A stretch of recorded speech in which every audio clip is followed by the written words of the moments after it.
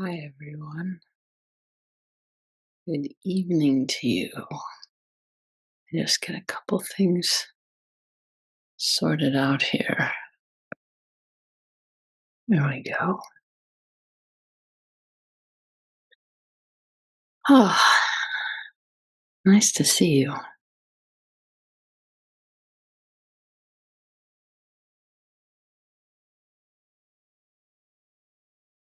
One of the things I think that's interesting in a session,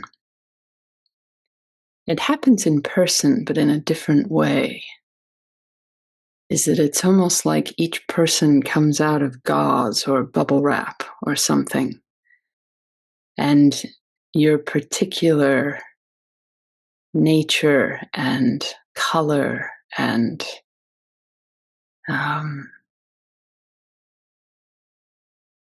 light start to just pop and it always feels a little bit like that Indra's net thing, that one of the interesting things about doing this way versus in person is you get to see everyone's face with such proximity, and you never know who's looking at you, and people you're looking at don't know who's looking at them. And at least for myself, I'd wager for you, there's this infectious quality where if I was watching someone today who, in my view, it was almost like coiled springs were coming loose, and joy and freedom were just starting to kind of pop. And their hair was going wild, and their space seemed to be going wild, and that just made me feel suddenly free. And I think, well, who's ever watching me then must see something happening, and it just goes on. And I like that about Sesshin. And was reading this great interview with an author recently. Paris Review does those in-depth interviews. And the person was asking the author, why do you write? And she said, because I want to know what happens. And if I don't write, then I won't know. And I feel an awful lot like that with something like Sesshin. Why do I do Sesshin? Become a great enlightened being? I don't know, maybe. Doesn't hurt. There are times in that. But really, I do it because I'm interested in what happens. And I'm always surprised, no matter how many of these I do. I get surprised that someone's window looks like they've become a watercolor. Or I get surprised by someone's story that touches me, the difficulties or the discoveries that people make. So we do it to find out what happens. And one of the interesting things is how the retreat itself does so much of the work for us.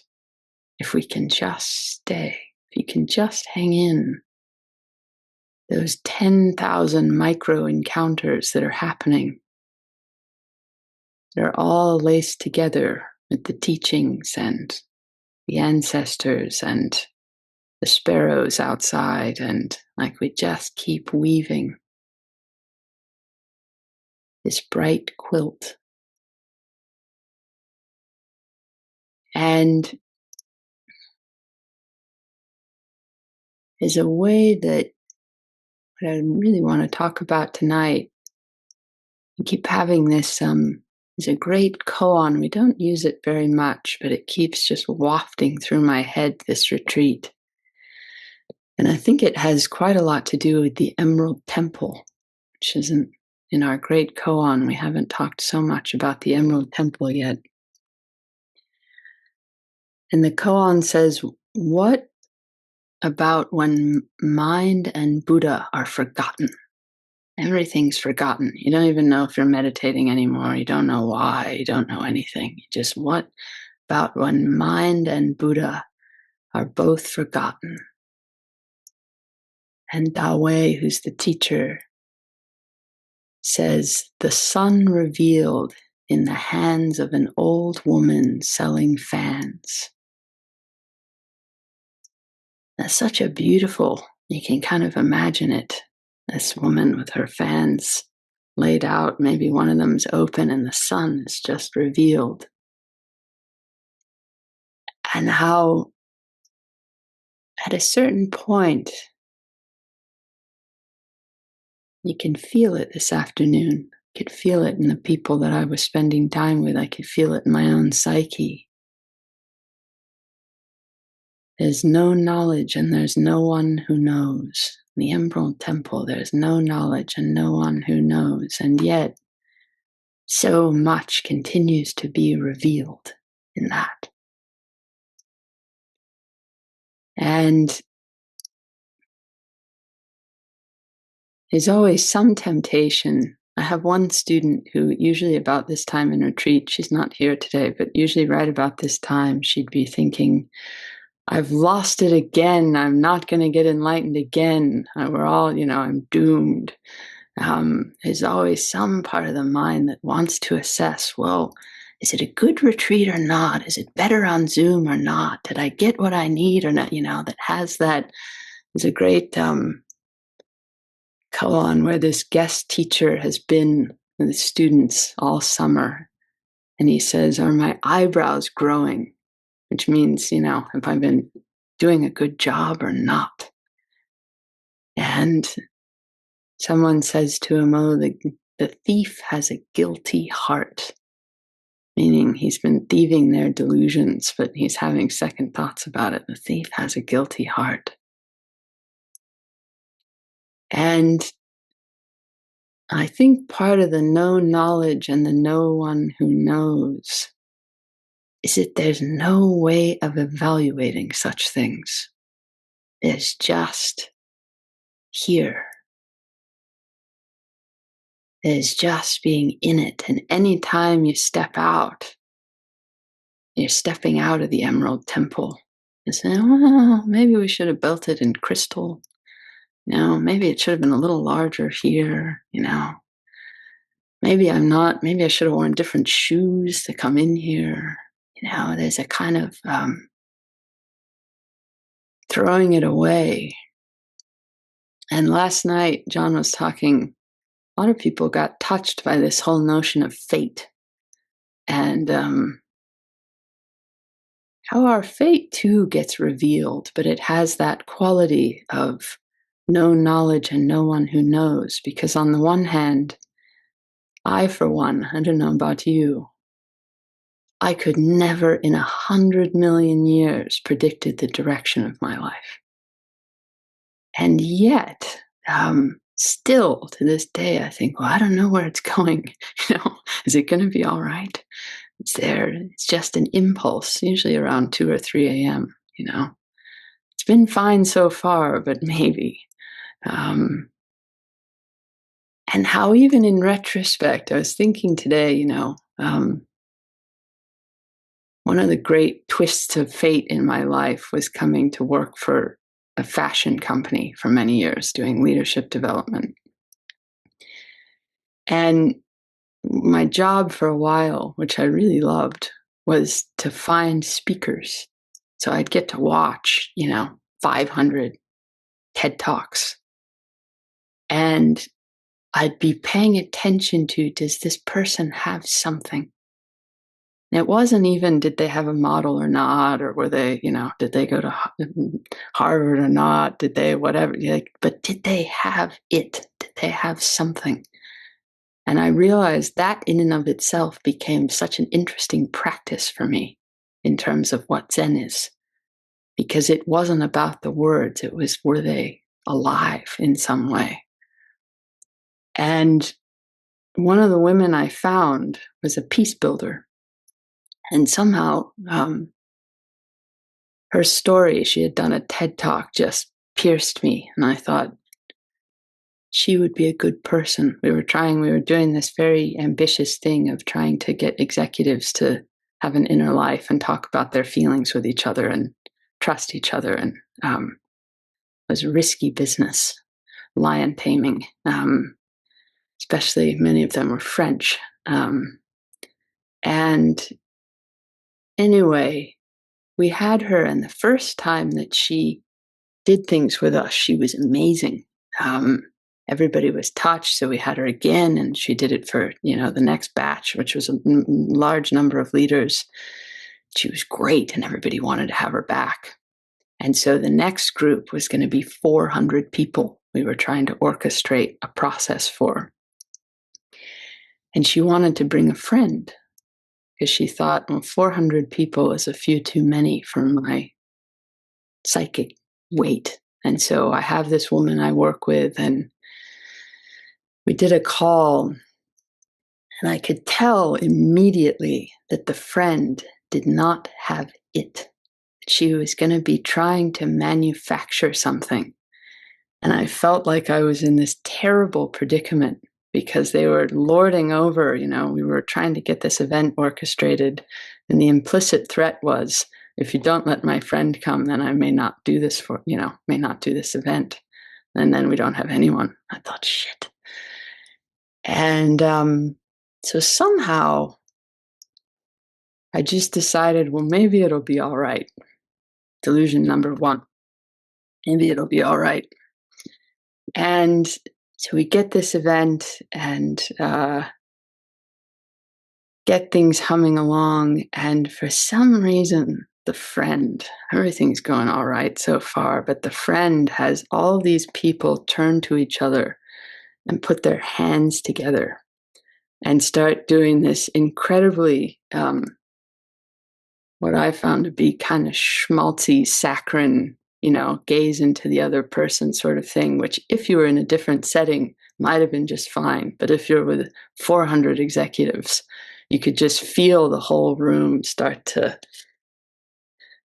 and I could feel the whole room start to cringe. And inside of me, just thought, dear God, no, what have I done? I've ruined everything, and the truth is, it was a disaster. And also the truth is, it was fine. And in a weird way, it was a bonding experience because it was so terrible that people then got to laugh about it together, and the retreat went on, and we had other speakers, and there was no way of gauging, was it good or bad that this happened? And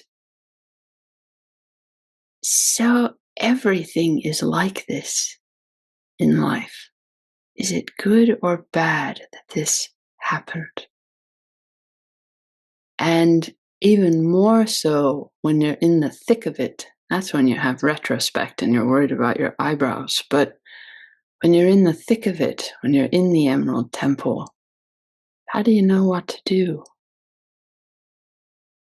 If you try to step outside, you lose the intimacy out of which the actual truth and beauty and aliveness and prajna, the light of the situation itself, gets diminished the moment you look outside. But to stay in it, to stay close, to stay seamless, is to just let it come alive and come out of you. And been thinking this week about this time last year, my old cat. We lost my old cat, and we came home early because he was doing so poorly. And there was this moment of not knowing Should we go put him down, or should we be with him and let him die? As he was clearly suffering, but it wasn't clear. And I could feel the way when the mind is so stressed or in pain, there's such a strong desire for some kind of litmus test or rule, or, surely someone will know what to do. But in the Emerald Temple, it just has to arrive in some way. And what kept arriving was every time I'd go pick him up to maybe take him somewhere, he'd fall dead asleep and be very peaceful. I'd think, oh, all right, 2 more hours. I'd go do something else and he'd seem to struggle again, and then same thing would happen. And I realized, part of the wanting a solution is this is so hard to bear. And yet I can't say it shouldn't be happening. It hurts. But it hurts no matter what direction I look. And eventually this went on enough. The vet was open again, and I kept canceling on them. I'm going to bring him. No, he's doing all right. I'm going to bring him. No, maybe he's going to. And finally they said, I talked to the doctor and she said, wants to know, can she come to you? And I said, yeah, that would be really kind. And it was the right thing. But it took staying in the Emerald Temple without knowing anything to just let it emerge, to be patient as it emerged. And in a way, to take the risk against all the parts that want to decide, is this being a good pet owner or a bad pet owner? Is this being, a good person or a bad person? I don't know. And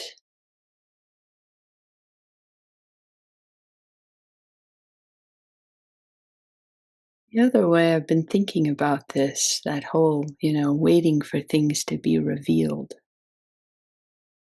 I picked up a book yesterday afternoon. It's called Creation Story.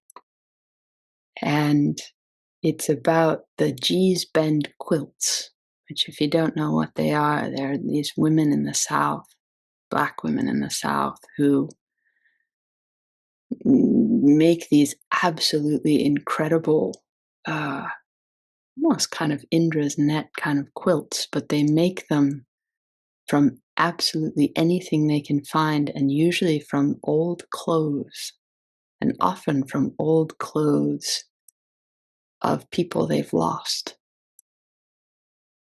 And so they'll take old jeans or old shirts that have worn out, or anything that offers itself. This essay I came across was called The Poetry of Castaway Things. And I thought, that's, in a way, that's part of what happens when you meditate. You have all these castaway elements of your life and your psyche. And as you settle and sit and, in a way, begin to forget, what are they and who do they belong to and what good are they? And they begin to reform themselves and offer themselves in the form of wisdom. In some way, they become your prajna, because they're things that are real to you and that are known, but didn't seem like they had any value. But suddenly they become, the seams start to come together, and the universe appears. And there's such a risk in this, in a way, letting things reveal themselves. Because it's messy. at the beginning. You have no idea what you're doing over and over and over and over and over and over again. And really, I still don't know what I'm doing. We still don't know what we're doing. And anytime I step outside the Emerald Temple and have an idea, it starts to get like evaluating Sesshin. You think, it's not so interesting.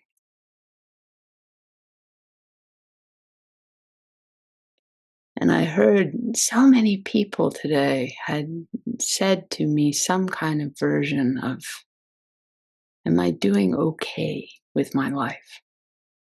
Am I doing something that's alive or that matters or that's important? Or am I doing a good job with something that's hard? And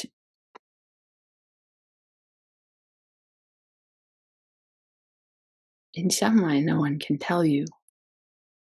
But in another way, someone close to me has been taking up painting.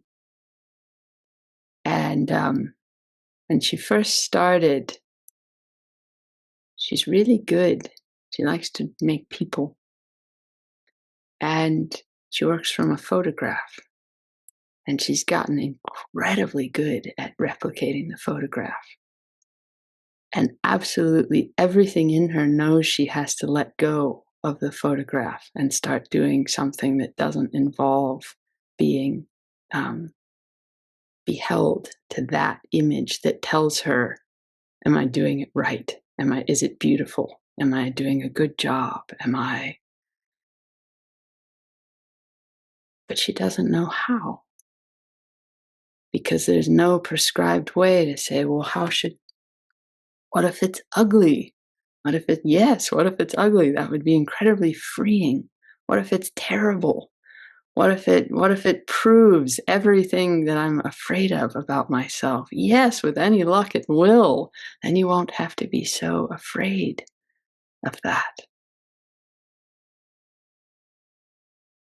And it's been interesting for me to just companion her, because I realize, this is true of anyone doing anything. Can I just step outside of the known thing and risk myself in some way? And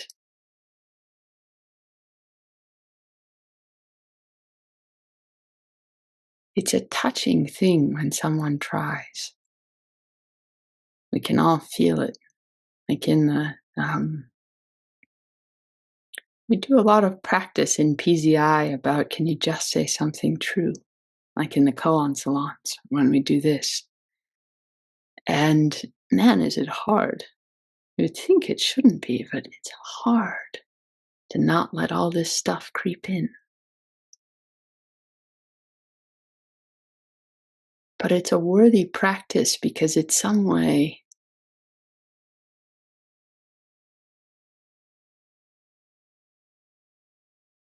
it's becoming comfortable with being a channel of the universe. And you get surprised by what comes out of your own mouth, out of your own heart. And it's fun to be surprised. Yeah, it's fun.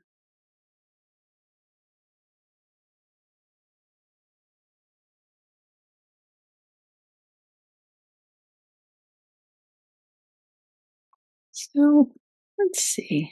Let me see something here.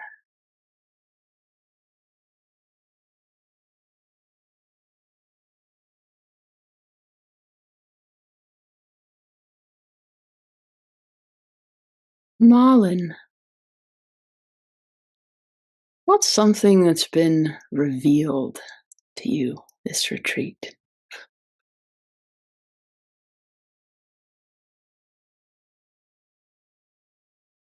Oh, I don't even know. I think the thing I feared the most may turn out to be the best thing or something. Mm. Want to say anything more about that? That's a good one.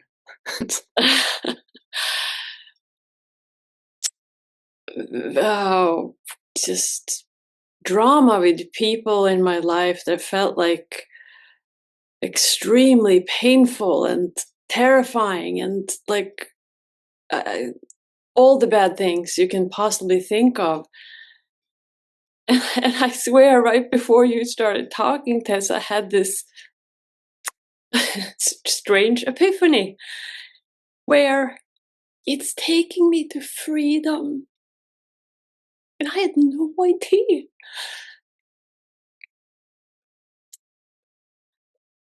Thank you. Excellent.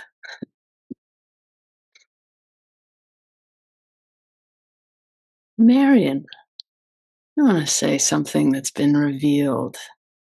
The sun in the old woman's hand selling fans. What's been accentuated, I guess, like I'm really noticing, is how if things get out of my control and I feel like I don't know what's going on, I retreat, or I think there's a problem, or there's something wrong with the whole situation. Yeah, like the idea of risking, just risking and staying with, like today, the thing with the meal chant. Um, just sticking with it and not feeling like it has to be a particular way. You know, when I think it has to be a particular way, that's what's been revealed to me. I suffer so much, and other people suffer too. You know, so yeah, opening the space to what's there. Yeah, Nice to fail in Zen. I feel like you get boundless number of opportunities. That's one of its virtues, I think. And it's all that things are free. yeah. Everything is free. The bells are free, the walls are free, the mind is free, everything's free. Thank you. Joan, would you like to say anything about what might have been revealed? Well, I came here, I'm very, very new to PZI, a few weeks. And I belong to another Sangha Theravada practice for many years, a very dear teacher. And I'm thinking I'm moving away. I've been looking for a Chan teacher for 3 years. And then fate brought PZI, popped up on the internet. And I went, what's this PZI? And now I'm here. And I'm very content here. So it's a process of my letting go of another Sangha in my life that I've been through. Is this the next step? It feels really fine here. Welcome. Different. So different. Koan, so different. So it's exciting. Yeah, it's lovely. Welcome. We're glad to have Thank you. It's Michael Wilding. Do you have anything you'd like to say about what's been revealed? I've been. I love the consideration of fate that John brought to us last night. I think about it a fair amount.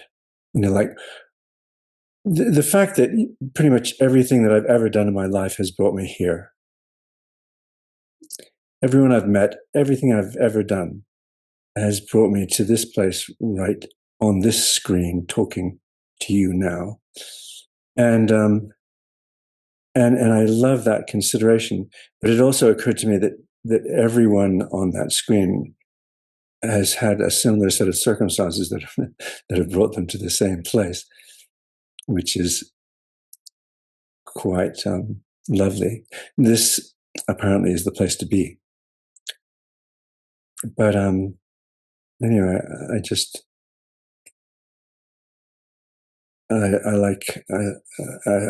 been thinking a lot about how we move through the world in order to get here. Thanks, Michael. Peter, Owen, you have anything you'd like to say? Well, in this moment, I'm just so touched by what Michael just said. But I was thinking also about the possibility that you might ask me.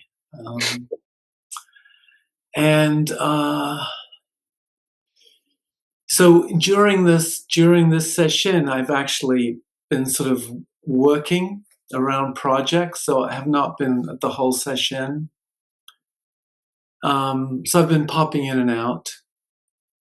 And I would say the revealing thing is that the return, the simply sitting in front of the screen,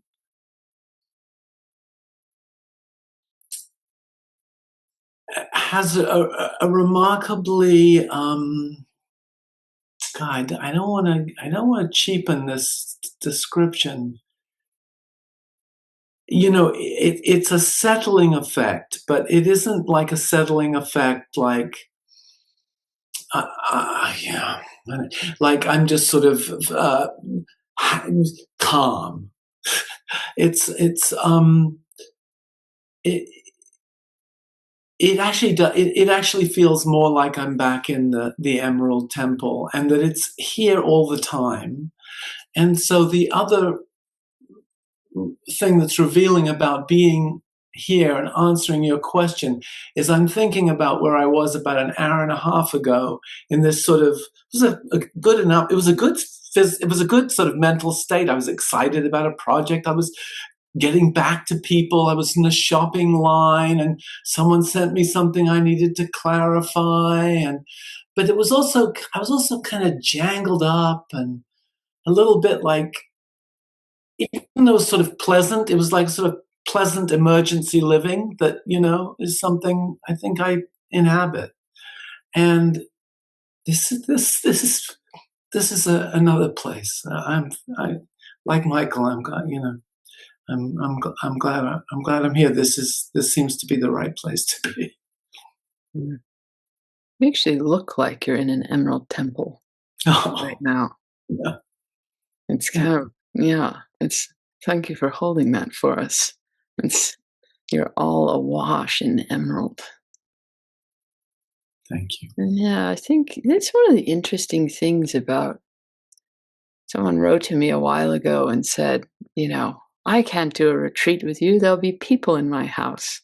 And I said, in fact, this is something that we like about these kind of retreats, because there's that seamless quality where I'm in my life and in the world and in my house and and there's some kind of infusion of that. The worlds become less separate and they all start to open in some pretty magical way. And then you think, someone said to me today, why don't I see my yard this way all the time? Started to feel bad about it. It's like, oh no, it's nice to know it's possible. Nice to know it reaches you today. John Tarrant, you want to say anything?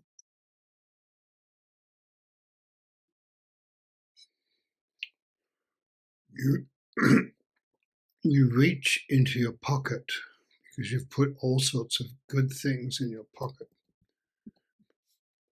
And you've been collecting those good things, but then you reach into your pocket and there's nothing there. That's what meditation is.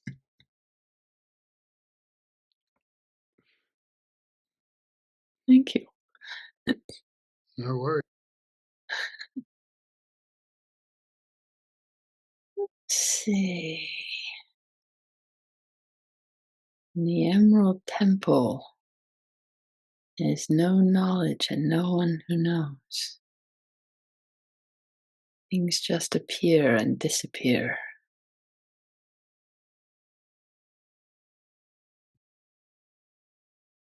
There's one I kept hearing last week. I keep hearing about these things called the telepathy tapes. Maybe you've heard of this. It's basically where a number of nonverbal kids and their caretakers, they started noticing that they just share a mind. That they'll take the kids in one room and the caretaker in another room, and the caretaker will start to write something and the kid knows what it is. And even if they cross it out and start to write something else, the kid will stop. And the kids are nonverbal, and so they just have something that they're spelling something out, called spellers. And this has come to me about 5 times in the last week, so I thought this must have something to do with this seamlessness and the no knowledge and no one who knows, because in some way, anyone who's ever done a sesshin ever knows that this is a thing. And what they notice in these studies is that the more intimate the people are, the stronger, the more they share a mind, basically. The stronger the connection. And you find that here. You think you're in your little box somewhere at home, that everyone's in their little box somewhere at home. But again, you just fill with everyone. And you'll notice you'll be wondering about someone or worried about someone. You reach out, and they were right with you. Or you knew just the right moment. And I say it only because that Emerald Temple gets pretty large, and it's a nice thing to know that in a way, the risking is the opening the heart enough to be reached by things and to reach. And that just the tiniest risk, the universe just starts to pour through. And it also seems to be the case. We just start to love. We become more intimate and love more and more and more and more parts of the universe. And the more intimate we become with each piece, the more it starts to fill us in that same way. We come to know it without knowing it. And I don't know, I think that's pretty cool about doing this. I think I heard Allison say once, and it's always stuck with me, it's a noble thing to do with one's life, to take up this path. And it's a very lucky thing to have companions. And they stumble into this place by stranger means than you'd ever expect, myself included. Books fall on people's heads. Like that story John told last night, books get left places and picked up and left again. It's not a mistake somehow. You're here with these people tonight. So I think that's all I want to say. I think we'll enjoy the last bit of sitting in Jan's light. Thank you very much.